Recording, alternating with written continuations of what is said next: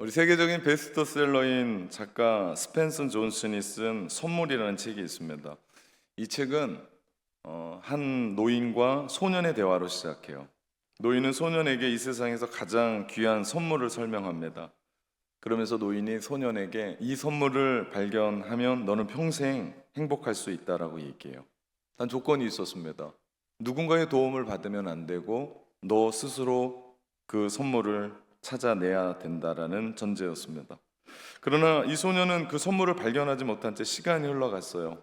소년이 성장을 하고 청년이 되고 그 선물에 대해서 선물의 관심은 점점점 잊혀져 갔습니다. 성인이 되어 취직하며 살아가던 어느 날 문득 인생이 내 마음대로 안 되는 거예요. 내 뜻대로 안 되는 거예요. 될 듯 하는데도 넘어지면서 좌절을 경험하게 됩니다. 직장에서 진급을 못하고 스트레스가 쌓여가던 어느 날 이 청년은 그 노인과의 대화 속에서 문득 선물이라는 것을 기억하게 됩니다. 그리고 다시 그가 노인을 찾아가서 그 선물에 대한 힌트를 발견하고 그 선물을 찾아냅니다. 노인은 청년에게 지금까지 살아오면서 행복하게 느낀 인생의 장면들을 떠올려 보라고 얘기하고 그 장면들의 공통점이 있다라는 힌트를 줍니다. 이 청년이 살아온 그의 인생에 행복했었던 이야기들을 스냅 사진처럼 떠올리기를 시작했고 그 스냅 사진처럼 떠올렸던 그 행복했고 달콤했고 아름다웠던 그 사진들을 보면서 공통점을 발견하게 됩니다. 그것이 바로 현재였습니다. 그가 행복했던 모든 경우 모든 공동점은 무언가에 하나에 몰입했고 그거에 대해서 행복했었던 바로 그 순간 현재였습니다. 그래서 영어의 선물의 영어 단어가 프리젠트입니다. 그 이름의 또 하나의 의미가 현재이기도 합니다. 기독교는 영원을 강조하지만 동시에 그 영원은 지금 여기서부터 시작이 돼요. 우리는 하나님 나라를 지향합니다. 그래서 우리 교회는 하나님의 나라의 현장을 큰 틀을 보고 달려가는데 이 하나님의 나라의 현장은 머나먼 날 우리 코끝에서 호흡이 끝날 때 가는 나라가 아니고 바로 지금 여기 현재 이곳에서 경험해야 될 선물이라는 거죠. 근데 문제는 내가 어떻게 사느냐에 문제의 관건이 있습니다. 내가 어떻게 살아야 될까? 내가 어떻게 살면 그 현재가 나에게 선물이 될까? 내가 어떻게 살아야만 머나먼 날 가게 되는 그 하나님의 나라를 땡겨서 오늘 여기에서 살 수 있게 되는 걸까? 오늘 그 이야기를 한 인물을 통해서 성경에 등장하는 한 인물을 통해서 여러분과 함께 답을 찾고자 합니다. 오늘 본문에 등장하는 한 사람은 사마리아 여인입니다. 이름이 없는 그래서 사마리아에 사는 한 여인, 우리로 말하면 나주댁, 여주댁 이런 식의 사람일 겁니다. 그녀는 팔레스타인의 뜨거운 태양이 내려지는 그 태양을 마주하면서 주변을 한번 쑥 둘러보더니 아무도 없는 것을 직감하고 우물을 향해 힘없이 터벅터벅 물동이 하나를 들고 나아갑니다. 사실 팔레스타인의 사람들은 그 뜨거운 정오에 아무도 물들어 가는 사람도 없을 뿐더러 더워서 움직이질 않습니다. 하지만 이 여인은 그 시간만 기다렸다가 물을 들어오는 여인이었습니다. 이유가 있었습니다. 그 뜨거운 태양보다 다른 사람의 시선이 더 따가웠기 때문입니다. 자신을 두고 이러니 저러니 하는 말이 듣기가 싫었습니다. 내가 말했던 그 여자야. 내가 말했지? 이상하다고. 얘기 들었어? 벌써 그 남자가 또 바뀌었대. 내가 뭘 했어? 이상한 여자라고 그랬지. 저런 여자가 다 있을까? 글쎄 말이야. 야, 온다. 조용히 해. 다 듣겠어. 이미 그 여자는 그 이야기를 다 듣고 있었고 그 여인은 이제 더 이상 싸울 힘조차 없듯이 그들의 낯을 피해갑니다. 다른 사람과 부닥치기 싫어서 그녀가 선택했던 방법은 아무도 오가지 않는 팔레스타인의 가장 뜨거운 정오에 물을 들어 가는 거였습니다. 정말 그때 가면 조용했고 아무도 마주치지 않았고 우물에는 아무도 없었습니다. 그러나 그날은 좀 달랐습니다. 웬 남자 하나가 다리를 펴고 두 눈을 지극히 감고 우물에서 쉬고 있는 겁니다. 여인이 걸음을 멈춰서 그를 보니까 유대인의 남자였습니다. 이 남자가 여기서 무엇을 하고 있을까라고 보는 그때 남자가 눈을 뜨고 이 여인은 당황해서 고개를 숙입니다. 그리고 서둘러 물을 깃기 시작합니다. 여인이 불편해 한다라는 것을 느꼈을까요? 이 남자가 그 여인에게 물을 청합니다. 물 좀 주시오. 그분이 예수님이셨습니다. 하지만 산전수전 다 겪은 그녀가 보기에는 그가 원하는 것은 물 한 대접이 아니었습니다. 분명히 뭔가 있을 거라고 직감했습니다. 그래서 그녀는 말하는 어투가 공손하지 않습니다. 당신 같은 도시 사람이 언제부터 나 같은 여자에게 물을 청했습니까? 예, 맞습니다. 예수님은 그 여인에게 물 한 바가지 얻겠다고 요구한 게 아니었습니다. 예수님은 그 여인의 마음을 원했습니다. 마음에 관심이 있었습니다. 근데 이 여인에게 있어서 이상하게 그 뜨거운 정오, 낯선 사람과 대화하는데 전혀 낯설지가 않는 거예요. 이상하리만큼 자신이 지금까지 대해보지 못했던 문 남자의 정중하고 친절한 태도, 자기를 받아주고 있다라고 하는 그 태도에 그는 마음이 편해졌습니다. 사실 언제 내가 이런 사람 취급을 받았을까 생각해 보니까 생각나질 않는 겁니다. 늘 소리 지르고 윽박 지르고 사니 못 사니 욕하고 울었던 삶이었습니다. 그때 예수님은 그녀에게 필요한 것이 육신의 목마름이 아니라 영혼의 목마름을 해결해 줄 샘물에 대해서 이야기합니다. 근데 이 여인이 다 이해하지 못했어요. 그럼에도 불구하고 주님, 그런 물이 있으면 내게 주셔서 이 뜨거운 정오 팔레스타인에 이 뜨거운 태양을 맞고 그 우물가에 물들어 오지 않도록 해주십시오 라고 요청을 합니다. 그때 예수님이 그 여인에게 다짜고짜 내 남편을 불러오라고 얘기합니다. 여인이 가슴이 철렁했습니다. 아니, 샘물을 달라는 것과 내 남편 불러오라는 게 무슨 상관관계가 있나? 뜬구름 잡는 것 같아요. 말도 안 돼요. 하지만 사실 그녀가 지금까지 살아온 대로 거짓말로 화제를 바꿀 수 있었습니다. 내 남편 요즘 바쁩니다. 일이 너무 많습니다. 거짓말로 화제를 바꿀 수도 있었습니다. 사실 지금까지 그런 이유를 대고 지금까지 그 모든 순간을 모면했던 여인이었습니다. 근데 이상하리만큼 오늘 유대인 남자와 대화하는데 지금은 그럴 수가 없는 겁니다. 이유가 무엇인지 모르겠습니다. 유대인으로서 친절해서 그랬을까요? 아니면 자신을 사람처럼 대해주는 그 마음이 고마워서 그랬을까요? 그녀는 그 자리를 떠날 수가 없었습니다. 그래서 그녀는 한 번도 얘기하지 않았던 저는 남편이 없습니다. 한 번도 이렇게 얘기해보지 않은 여인이었습니다. 남편을 하나도 아니고 둘도 아니고 다섯이나 바꾸었던 사람, 여기에 행복이 있을까 저기에 행복이 있을까 기웃거리며 살았었던 삶이었습니다. 이거 바꾸면 되지 않을까 저거 바꾸면 되지 않을까 수없이 바꾸면서 삶을 악착같이 살아왔지만 결국 남는 건 아무것도 없었습니다. 사실 부끄럽지만 지금 살고 있는 그 남자도 내 남편이 아닙니다. 이 고백은 죽기보다도 싫은 말이었습니다. 나는 남편이 없습니다.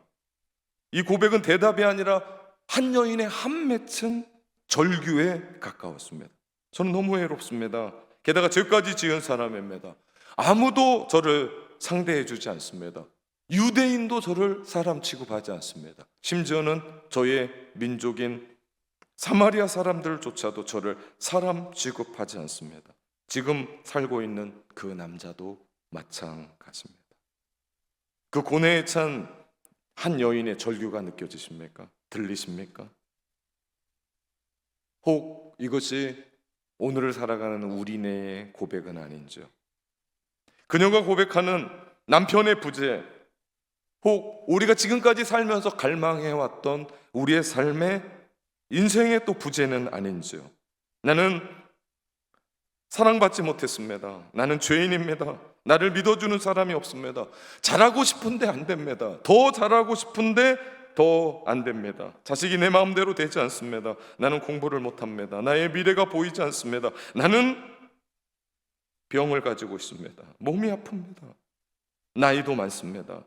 어떻게 해야 될지 모르겠습니다. 이 사회가 나를 불러주는 곳이 없습니다. 힘이 듭니다.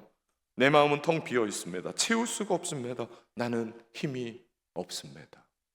없습니다. 없습니다. 없습니다.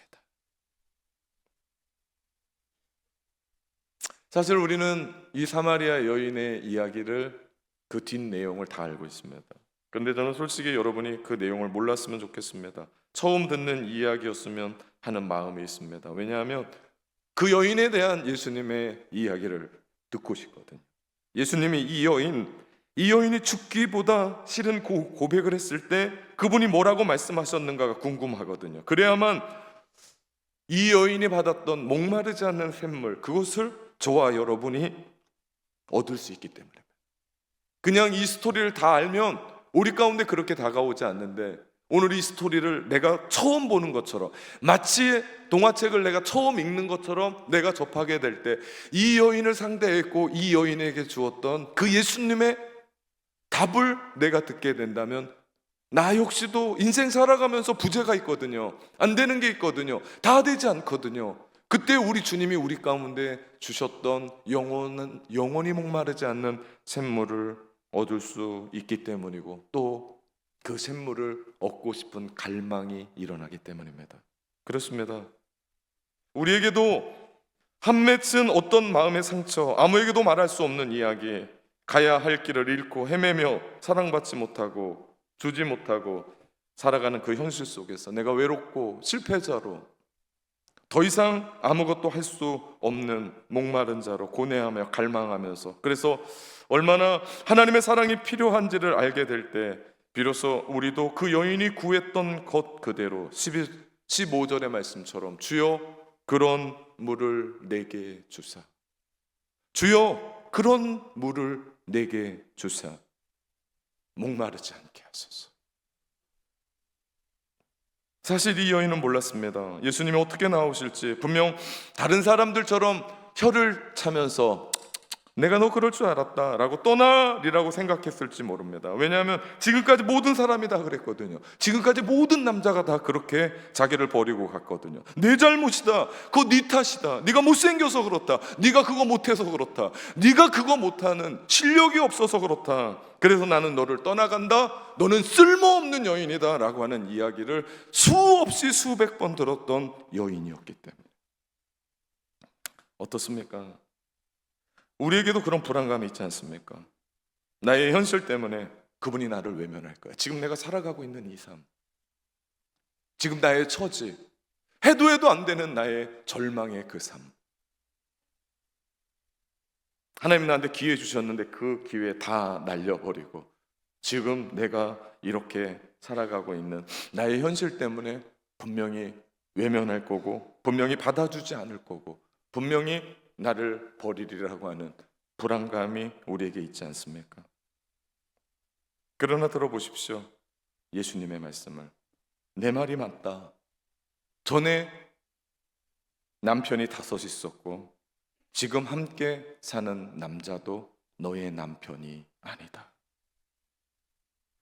아니, 너의 남편이 될 생각이 없다. 여인이 깜짝 놀랐습니다. 이게 무슨 말인가? 나를 비난하는 것도 아니고 나에게 화를 내는 것도 아니고 나를 책망하는 말도 아닙니다. 지금까지 들어본 적이 없는 얘기입니다. 무슨 얘기입니까? 내가 너를 안다. 내가 너를 잘 안다. 주님이 진정으로 그녀에게 원했던 것은 이런 거였습니다. 없는 것을 없다고 말하는 정직함, 부재를 그대로 인정하는 그 모습. 아픕니다. 없습니다. 안 됩니다. 힘이 없습니다. 할 수가 없습니다. 여러분 그거 아십니까? 그래야 채워집니다. 없는 걸 인정해야 체험을 받습니다. 우리가 진정으로 하나님을 만나기 위해서는 지금까지 내가 쓰고 있었던 인생의 가면을 벗지 않으면 우리는 주님을 끝까지 못 만날지 모릅니다. 지금까지 내가 삶에 감추었던 이중적인 삶을 벗어버리고 주님 없습니다, 안 됩니다, 힘겹습니다, 아픕니다, 죽을 것 같습니다. 사마리아 여인이 그랬습니다. 없습니다, 없습니다, 없습니다. 그러자 주님의 채우심이 시작됩니다. 그런 물을 내게 주사. 이 고백에 목마르지 않는 영원한 샘물로 인한 가람이 채워지기를 시작합니다. 우리에게 진정으로 필요한 것은 바로 이겁니다. 신앙생활하면서 왜 우리 인생 가운데 이런 일이 한 번도 없었을까요? 이유가 있습니다. 그것은 하나님의 능력이 부족한 게 아니고 우리가 한 번도 하나님 앞에서 솔직하게 하나님 없습니다, 없습니다, 없습니다 그렇게 서지 못했습니다. 지금까지 애써 감추고 외면하고 멋쩍게 여유를 부릴 뿐이고 아픈데 힘든데 속상한데 교회 안에서 세상에 쓰는 가면 다 쓰고 산이 안 되는 겁니다. 주님 우리 가운데 물으시는데 너 괜찮냐? 라고 물으는데 애써 태연하게 괜찮습니다, 저 괜찮습니다, 좋습니다, 감사합니다. 그런데 속은 썩을 대로 썩고 죽을 만큼 힘들고 그런데 다 토로하지 못하는 또 다른 나를 보게 됩니다. 그러니 교회에 와도 그렇게 교회를 다녀도 답이 없는 이유가 여기에 있습니다. 오늘 우리의 아픔은 다른 데 있지 않습니다. 아픈데 울지 못하고 나에게 있는 힘든데 힘들다고 정직하게 얘기하지 못하는 그 부재, 주님 앞에서 울지 못하니까 우리가 또 TV 앞에서 우는 겁니다. 갱년기 때문에 눈물이 나는 것이 아니라 주님 앞에 울지 못하니까 우리는 또 헛된 사람 앞에서 옵니다. 여인이 깜짝 놀랐습니다. 그래서 고백합니다. 제가 보니 선생님 선지자십니다. 무슨 뜻입니까? 선생님은 뭔가 다르십니다 라면서 이 여인이 화제를 바꿉니다. 그의 마음 깊은 곳에 있었던 영적인 이야기들을 주님께 합니다. 주님, 궁금한 게 있습니다. 하나님이 어디 계십니까? 이 여인 안에 있는 그 영혼의 갈급함, 뻥 뚫려 있었던 그 질문을 예수님께 하게 됩니다. 사마리아 사람들은 하나님이 이 산에 있어서 여기에서 예배 드린다고 얘기하고 유대인들은 예루살렘에 하나님이 계신데 거기에서 예배한다라고 합니다. 하나님이 정말 어디에 계시는지 전 잘 모르겠습니다. 그리고 정말 알고 싶습니다. 이 말을 들을 때 예수님이 기쁘셨어요. 그것을 알 수 있는 이유는 성경에 보면 예수님은 한 번도 내가 하나님이다 라고 말해 본 적이 없습니다. 그런데 오늘 그 여인의 질문을 받고 예수님이 내가 하나님이다라는 이야기를, 자신을 누군지를 내가 바로 그다 라고 하는 대답을 하셨기 때문입니다. 이것이 충격적입니다. 예수님은 그 하늘의 비밀을 그 당시의 왕인 헤롯 앞에서 하지 않았습니다. 그 당시 바리새인과 사기관들이 함께 있었던 공의회에 가서 이야기하지 않았습니다. 법관들이 있는 법정에 가서 이야기하지 않았습니다. 하필 여자 중에 그 당시의 여자는 사람에게도 취급하지 못했던 그 여인에게, 그것도 남편 5이 있고 지금 사는 사람도 자기 남편이 아닌 누구에게나 구설수에 오르고 욕먹고 있는 그 여인에게 예수님은 내가 누군지에 대한 하늘의 비밀을 이야기하고 있다는 겁니다. 다른 건 모르겠습니다. 그러나 한 가지, 예수님은 유대인으로 거부당하고 심지어 사마리아 땅에서 사는 자기 민족들에게도 거부를 당하고 사람 취급받지 못한 소외된 그 여인에게 자신을 오픈했던 것은 하나님을 진정으로 찾았던 사람이 그 여인이었기 때문에, 다른 누구에게도 알려주지 않았었던 하늘의 비밀, 그가 바로 나다. 주님이 누구신지를 알려주신 겁니다. 우리가 오늘 말씀에 주목해야 될 핵심이 여기에 있습니다. 무언가 채워지지 않는 사람, 부재인 한 사람, 신앙에 대한 갈급함이 있었던 한 사람, 하나님이 정말 어디 계신지에 대한 목마름이 있었던 그 한 사람, 그 한 사람들에게 주님은 그에게 찾아가셔서 그가 누구든 어떤 일을 이뤘든 못 이뤘든 실패든 성공이든 아무런 상관없이 주님은 그에게 자신을 드러내 주신다는 사실입니다. 내가 바로 그다.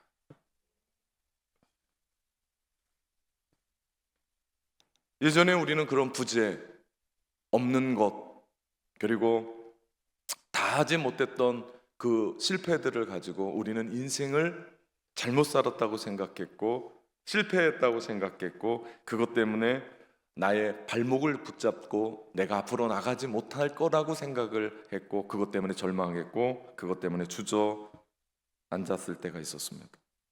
외로워하는 한 사람, 무언가 진정으로 필요한 그 사람, 꼭 그리고 반드시 그것이 있어야 하는 그 사람, 상처받고 아파하고 실패하고 시련을 당하고 도와줄 수 없는 그 한 사람, 돈이 없어 아무것도 할 수 없고 공부를 못해서 낭망하고 있고 삶의 좌절 속에 고난 속에 있는 한 사람. 다른 가정은 잘 살고 있는 것 같은데 왜 우리 가정만 가정의 문제로 이렇게 아파할까 하는 그 한 사람, 사업의 문제로 갈팡질팡하는 한 사람, 자녀를 붙잡고 눈물로 기도하는 그 사람, 두려움으로 인생을 포기하려고 했던 그 사람, 신앙에 갈망이 있는 그 사람, 중독 속에 빠져서 헤매고 있는 그 사람, 진리를 찾아 헤매고 있는데 그것이 어떤 진리인지 찾아내고 있지 못하는 한 사람, 그래서 이대로는 안 되겠다라고 하는 신앙의 목마름이 있는 그 한 사람에게 주님은 말씀하십니다. 그가 바로 나다. 여러분, 신앙에 놀라운 게 여기 있습니다. 우리는 없고 하면 세상은 무시합니다. 세상은 우리를 사람 취급하지 않고 세상은 우리를 투명인간 취급하고 세상은 우리를 인정하지 않습니다.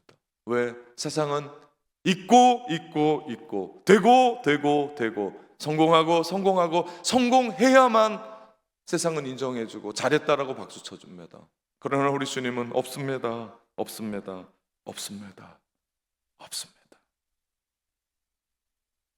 이 나약한 한 사람의 고백이 우리 아닙니까? 비어있고 실수하고 예수님을 믿지만 두려움 속에 있고 걱정하지 말라고 하는데 걱정하고 있고 염려하지 말라고 하는데 염려 속에 있는 나. 놀라운 건 그가 주님을 찾으면 주님이 우리 가운데 말씀하십니다. 그가 바로 나다. 그리고 우리에게 찾아오셔서 그분이 채워주십니다. 내가 바로 너의 부재를 채워주기 위해서 십자가에 못 박아 죽은 예수라고 말씀하시며 우리 인생의 갈급함 우리 가운데 채워주시며 죽음의 문제를 해결해 주시는 분 예수 그리스도. 내가 열심 내서 채워주는 게 아니고 내가 발버둥 쳐서 채워주시는 것이 아니라 우리 마음 가운데 하나님 한 분이면 됩니다. 주님, 나는 이렇습니다 라고 솔직하게 내 마음을 오픈하고 주님 앞에 나갈 때 채워주시는 분 예수 그리스도. 그래서 오늘 현재가 선물이 될 수 있고 그 선물로 우리 인생이 행복할 수 있으려면 우리 인생의 답을 정확하게 내리셔야 됩니다. 우리 인생의 답, 영원한 답 예수 그리스도. 우리에겐 그분이 필요합니다. 요한복음 4장에서 가장 중요한 부분이 바로 이겁니다. 28절 29절 여자가 물동이를 버려두고 동네로 들어가서 사람들에게 이르되 내가 행한 모든 일을 내게 말한 사람을 와서 보라, 이가 그리스도가 아니냐. 극적인 드라마의 한순간입니다. 너무나 기쁜 나머지 누가 온지도 모르고 마을로 달려갑니다. 그래서 그의 입속에서 빠져나오지도 못한 채 그녀가 이야기합니다. 그가 메시아다. 그가 우리가 기다려왔었던 메시아 아니냐. 그러면서 그녀가 깜빡 잊은 것이 있었습니다. 그것이 바로 물동이었습니다. 어깨를 휘게 만들고 인생의 무게와 같은 물동이, 늘 목말라서 갈급해서 그거 붙잡고 먹어도 해결되지 않았었던 그 물동이 붙잡고 씨름하고 싸웠었던 그 물동이를 예수 그리스도 메시아, 내 인생의 영원한 필요를 채워주시는, 영원히 목마르지 않는 예수 그리스도를 모시자. 그는 지금까지 무겁게 들고 다녔던 물동이를 집어 던지고 달려갑니다. 이제는 더 이상 그 물동이가 필요 없게 되었습니다. 이유는 육신의 목마름이 아니라 영혼의 목마름을 채워주는 분을 만났기 때문입니다. 그분이 예수 그리스도. 우리 인생의 영원한 샘물, 목마르지 않는 샘물, 그분은 예수 그리스도.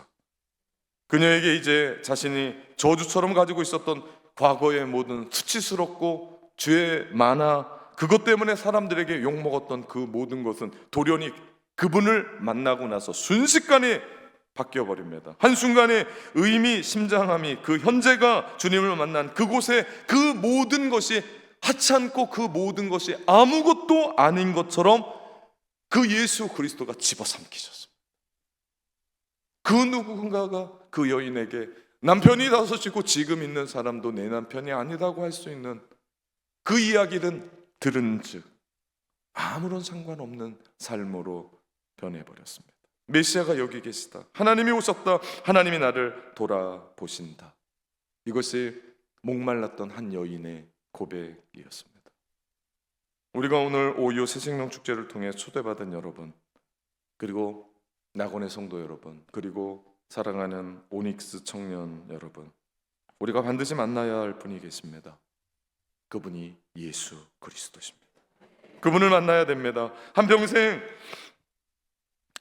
우리 인생 가운데 부재 속에 채워도 채워지지 않았던 우리 인생이 그렇지 않습니까? 지금까지 다 채우려고 달려간 거 아닙니까?